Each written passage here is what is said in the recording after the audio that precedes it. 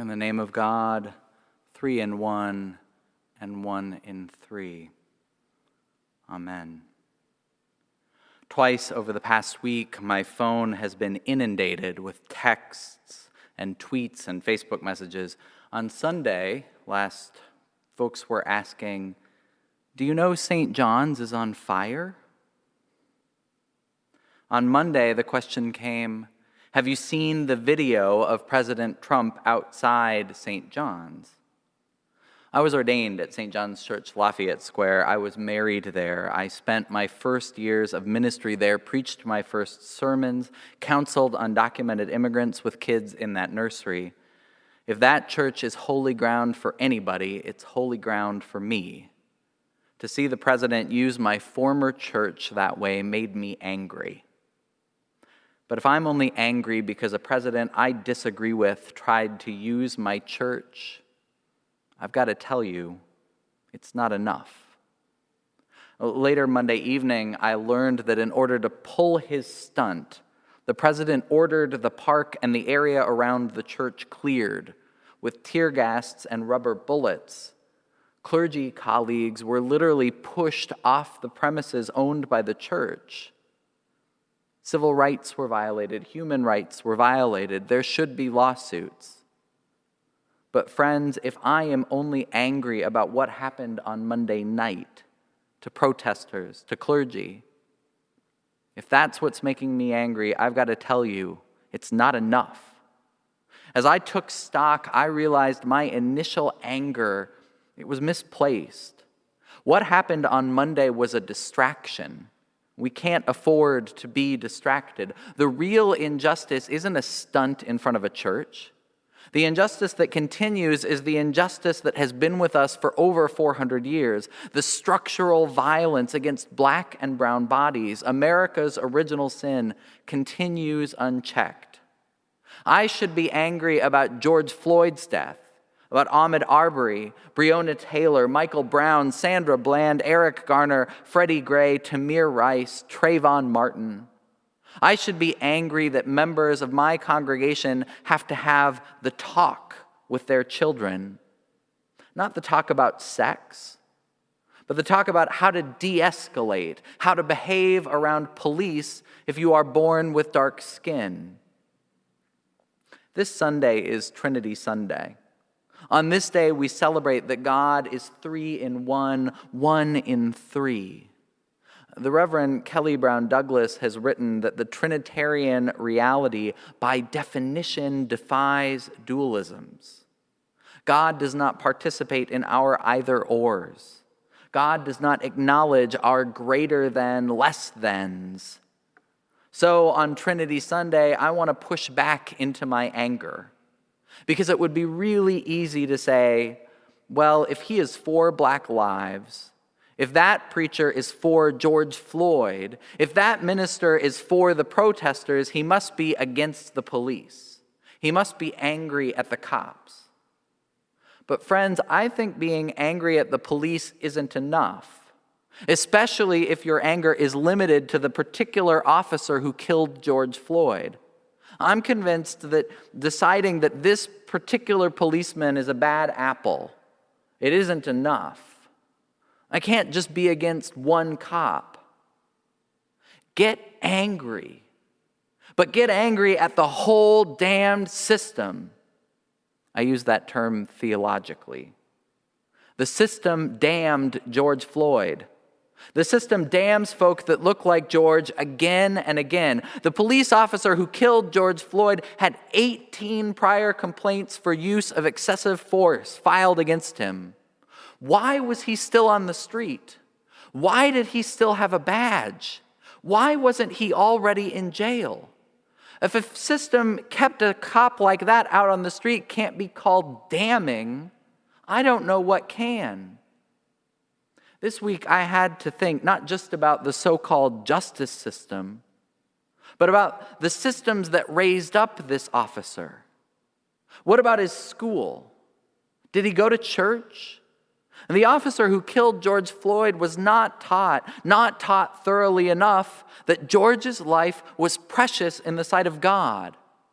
All along the way, institutions, teachers, pastors, communities, we damned George Floyd because we failed to raise up a police officer who knew how precious George's life was in the sight of God.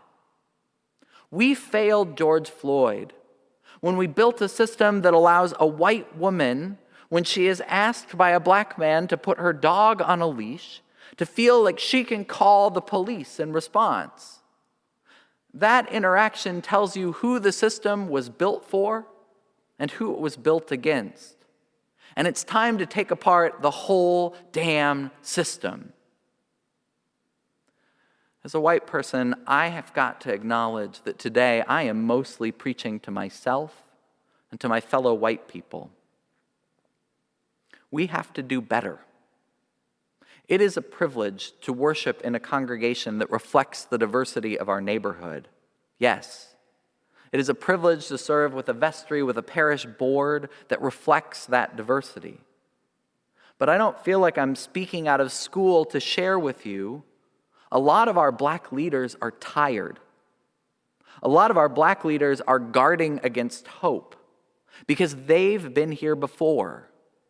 They've marched in the protests. They've heard the calls for justice. And here we are again. So my question today is really for my fellow white folks. What are you angry about? This Trinity Sunday, I ask you, what are you going to do differently? Are you going to email the black woman on your executive team and ask if you can join in the diversity work that she has been carrying on the company's behalf? Are you going to email your mayor and ask that the city review the use of force authorization for the municipal police force? Are you going to review the curriculum that you teach about, Dr. King, and make sure that folks know how much work is left? Are you going to give money to black institutions? What are you going to do differently? There's an image of the Trinity I love. It was conceived by the Afro-Caribbean American Episcopal priest Mark Bizzuti Jones. It was written by an iconographer, Kelly Latimer, right here in St. Louis. The icon plays with a tradition. There are 3 figures seated around a table. But unlike in the traditional image of the Trinity, all of the figures are clearly women. At the center of the icon is a strong black woman with dreads down to her shoulders. On her left hand is an Asian woman. On her right is a woman who could be Latina or Middle Eastern. And the cloth covering the table they gather round is a rainbow flag. I love this icon of the Trinity because it incorporates into an image of God a whole host of identities our traditional images have left out. And it reminds us that saying we believe in the Trinity means we believe in a God who can handle co-equal diversity. We believe in a God whose very life is made up of diverse persons in unity. God doesn't demand uniformity. God doesn't privilege one identity over another. And all of us, every human being, in all of the infinite ways we are diverse, we are all made in God's image. In the image of God, we were created. We say that we believe that every human being is created in the image and likeness of God. Yet in the 6 years I have lived in St. Louis, I've had to be out on the streets. And if I'm honest, I don't like protesting. It's uncomfortable, it's scary, especially in a pandemic. I'd prefer not to have to protest. But 3 times in 6 years, our streets have filled with Black Lives Matter demonstrators. 3 times. Because it's obvious that what we proclaim with our lips is not being lived out in our public lives. We have to do better. If we are going to do better, we can't let ourselves be distracted.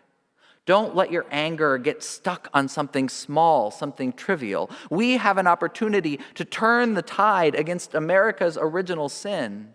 Do not let yourself be distracted by love for a building, by a political party. Don't be small. Tomorrow and next week and next month and in the years to come, George Floyd is depending on you. In our boardrooms and our city council meetings, in our classrooms, in our church, will we bear witness to our belief that Black lives matter to God?